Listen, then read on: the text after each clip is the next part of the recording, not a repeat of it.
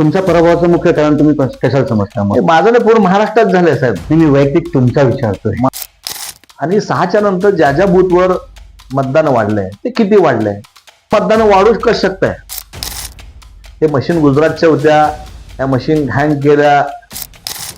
पण अशी काही सिच्युएशन झाली त्यांनी मध्यमधून मागितलंच नव्हतं, तुम्ही इथूनच बाकीचे लोक 18 लोक जे मागितले होते मध्यमधनं आणि दक्षिणमधून दोन्हीकडनं मागितले होते.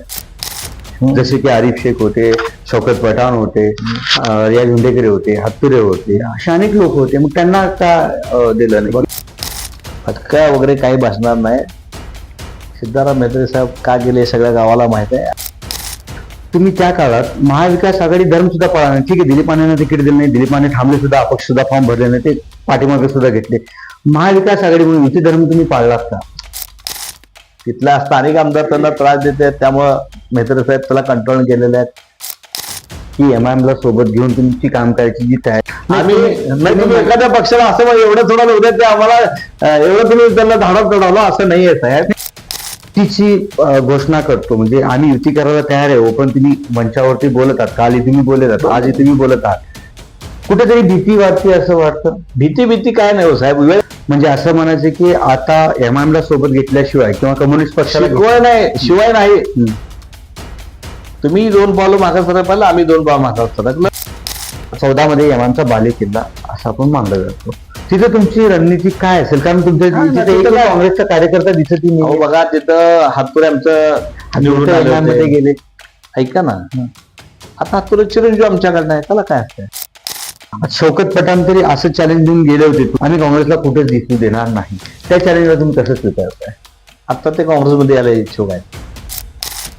तोपिक पलवानची माझी कधी भेट झाली नाही आणि ह्या विषयावर कधी चर्चा बी झाली नाही.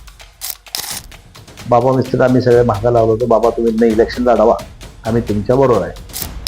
अरे बाय समाज नेते तुम्ही एकाच वार्डात थांबतो, इथंच थांबतो, तिथंच थांबतो, असं नाही चालत साहेब. तुम्ही जे 11 आम्ही नाही तर तुम्ही नाही असं नाही ना. तुमच्या 11 लोकांनी तुमचा माणूस असून तुम्ही त्याला पाठिंबा द्यायला पाहिजे. त्या लोकांना काँग्रेस पक्षाने मोठं केलं, ज्या लोकांना महापौर केलं, अमुक केलं, तमुक केलं, तेच लोक जर काँग्रेसला संपादित भाषा करत असतील मागं तरी बरोबर नाही. त्या लोकांबद्दल मी बोलतोय. तुम्ही जे बोललात की मग इलेक्शनला थांबून त्यांना पाडवणार अशी काही गरज नाही, लोकच पाडतात. आमच्याकडनं तर तिकीट मिळणार नाही अशा लोकांना. काय लोकांना तर घरी बसवलं पाहिजे.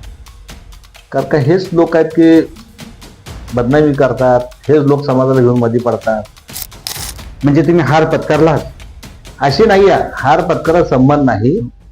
तुम्हीच आपलं घर जर बुडवायचं ठरलंय, तुम्हीच आपलं घर फोडायला ठरलं, तर अशा लोकांना म्हणजे त्या लोकांना काँग्रेस पक्ष घाबरतो. एमआयएम पार्टी ही पार्टी कशा जीवावर मता घेतली?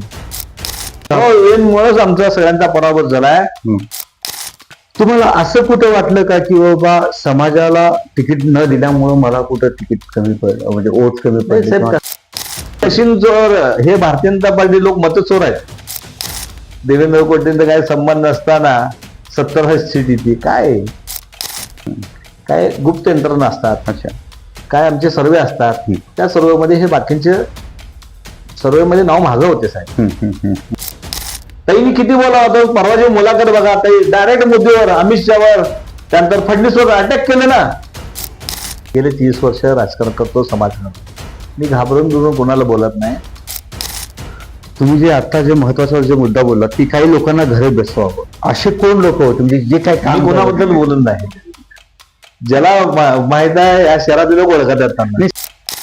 शास्त्रीनगरमध्ये एमआयएम कडनं मुस्लिम बांधवाला तिकीट दिलं, शास्त्रीनगरमध्ये काँग्रेसकडनं वैद्यच्यापरे तिकीट दिलं. शहरमध्ये बघितलं आता काँग्रेस तुम्हालाच तिकीट दिलं होतं, फक्त 16,000 मतदान होतं. मोहिनीपैकी रोहित तडोळकर, जन्नू वक्रू हे जुने भारतीय जनता पार्टीसाठी मिळलेले लोक आहेत. आतली गोष्ट तुम्हाला सांग, दिलीप माने साहेबांचा बी फॉर्मा आला होता, ही खरा आहे. आणि वरिष्ठ नेत्यांनी सांगितलं की तो फॉर्म देऊ नका. वेळ आता घरीच बसून पक्षविषय कधी बदलणार नाही. ओरिजिनल भारतीय जनता पार्टीचं कोण सांगा? राधाकृष्ण विखे पाटील कोण आहेत? काँग्रेसचे आहेत.